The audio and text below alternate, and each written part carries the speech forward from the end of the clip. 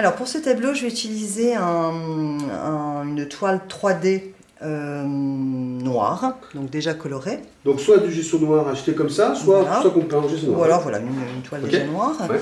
Et je vais utiliser 4 types de peinture. Donc la peinture vitrail, ici en coloris noir. Peinture céramique, également en coloris noir. 2 peintures à effet moon, Okay. donc vermeil et voile de fumée. Et 2 peintures prisme, à effet également, turquoise et blanc coquille. Voilà. D'accord, pour les peintures. Voilà.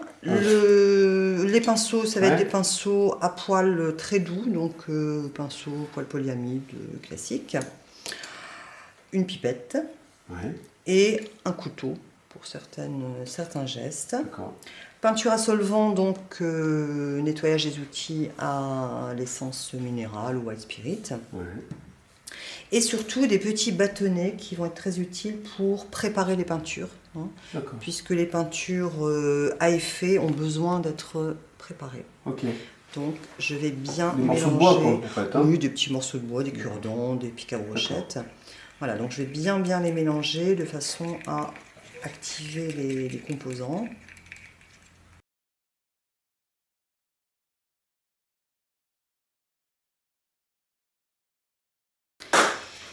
Alors, je vais démarrer avec la peinture vitrail que je vais utiliser ici, non pas pour sa transparence, puisque je vais être noir sur noir, mais pour sa fluidité. Donc, je vais commencer, alors je l'applique au pinceau, en couche assez généreuse, hein, une espèce de flaque. Important de laisser une petite flaque. D'accord, donc tu fais une bande, hein, Oui, là je vais fonctionner par bande. Maintenant, on peut effectivement varier et créer des formes peut-être plus en volute, mais c'est un choix.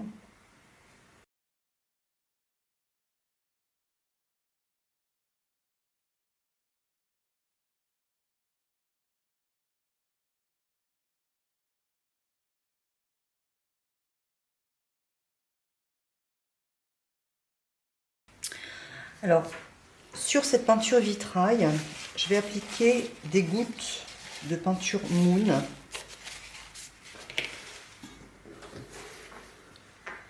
À la pipette.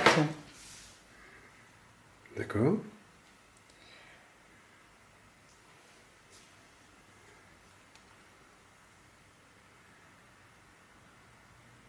Alors, je vais appliquer des gouttes espacées.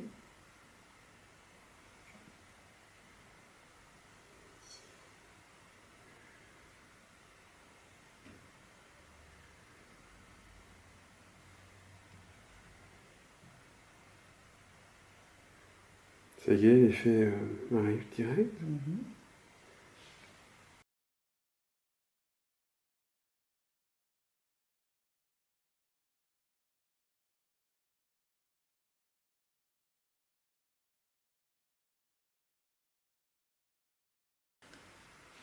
Et autre couleur, à l'intérieur de quelques gouttes, je vais remettre une autre goutte de couleur contrastante.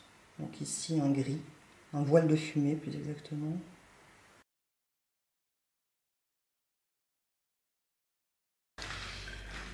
Alors à côté de ces gouttes de moon, je vais également mettre quelques gouttes de prisme turquoise. Cette fois-ci en utilisant le bâton. D'accord. Alors là, je vais être un peu plus généreuse parce que ces gouttes vont être absorbées par la peinture, mais c'est un effet que je souhaite. Absorbées, ça veut dire elles sont plus lourdes, c'est ça? Oui, la peinture étant plus lourde, elle va être complètement engloutie par la peinture vitrail, mais ça va créer quand même des traces.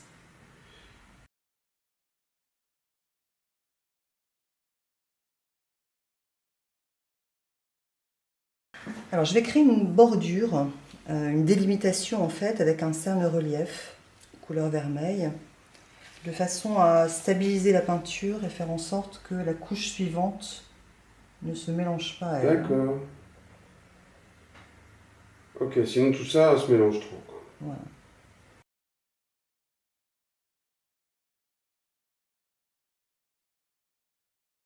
Alors ici, la peinture prisme a commencé à évoluer, à être engloutie par la peinture vitrail et créer des formes assez intéressantes. Oui.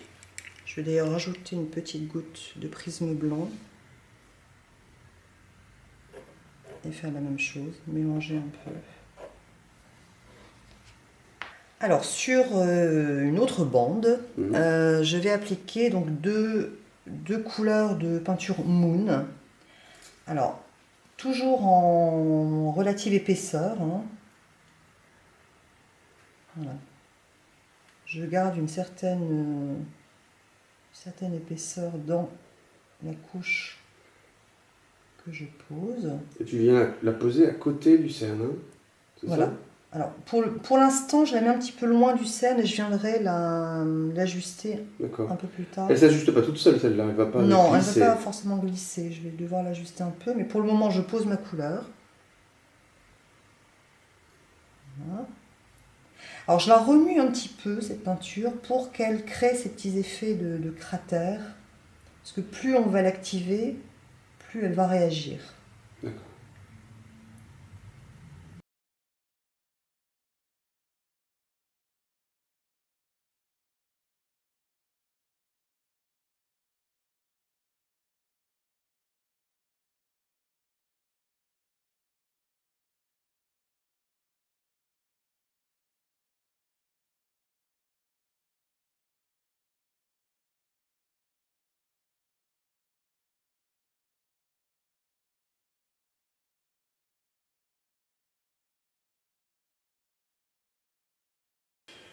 Et ensuite, la deuxième couleur.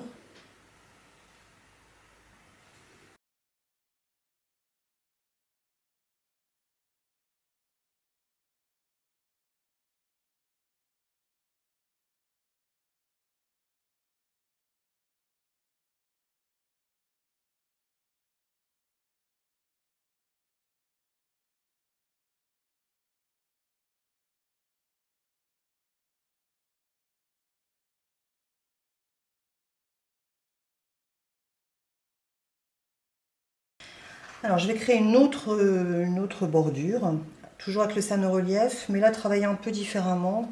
Je vais appuyer beaucoup plus fortement. Voilà, Pour en mettre plus, en fait, c'est voilà, ça? pour en mettre plus, beaucoup plus. Alors là, je vais m'enfiler. Je peux même dévisser pour appliquer plus généreusement de la matière. D'accord. Donc pour le moment, voilà, elle est juste posée. Ouais. Et là, je vais la travailler un petit peu au couteau. Ok, d'accord. De façon, alors, quitte à fondre un peu, à la mélanger un peu à la couleur, pour créer en fait des choses un peu plus... Une barrière épaisse un peu. une barrière épaisse et jouer un peu avec cette texture pour la rendre un peu irrégulière.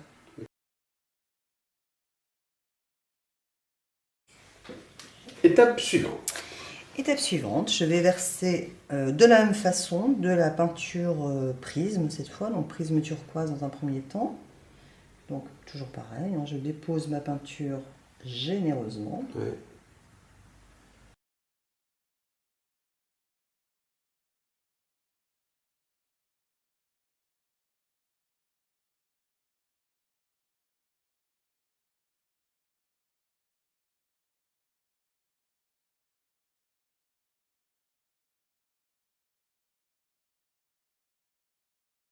Une deuxième couleur, donc prisme blanc coquille.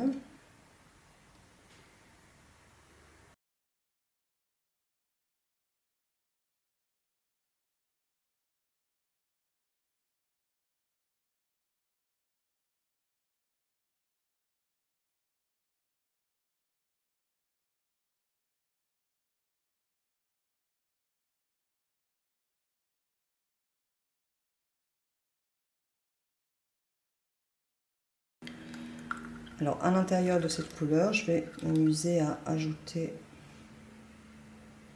quelques...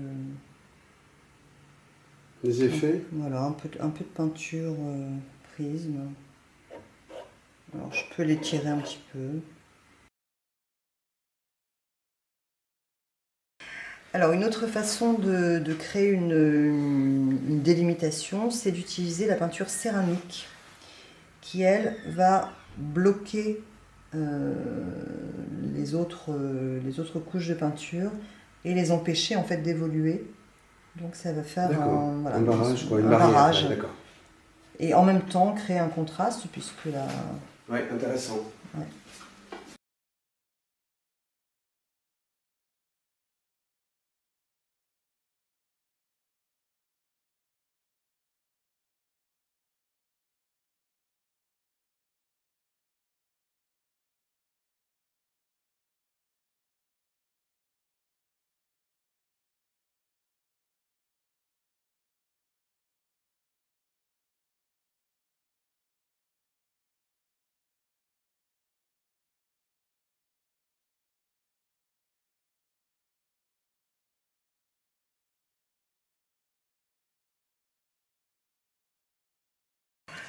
Alors là-haut, je vais mélanger en fait de la vitraille, de la moune et de la prisme au couteau, de façon à créer un autre effet. Ok. Donc je vais d'abord appliquer la peinture vitraille un peu partout. Donc liquide et transparente. Voilà, donc je l'écrase un petit peu, ton sur ton.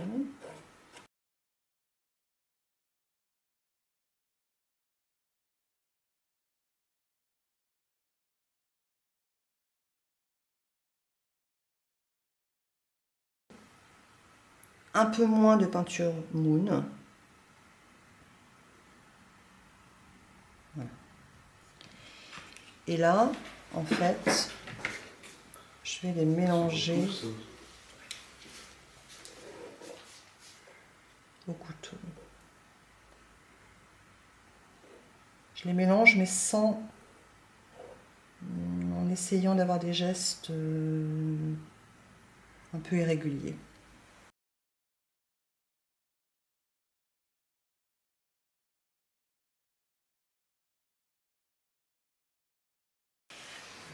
Alors ici, la peinture prisme a été pratiquement complètement avalée par la peinture vitraille, donc ne pas hésiter à remettre par-dessus.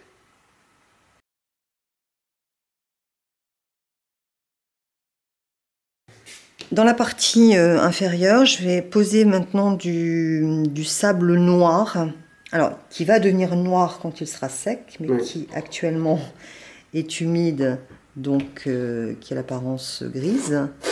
Donc je vais étaler au couteau simplement pour créer une texture sableuse qui va durcir en séchant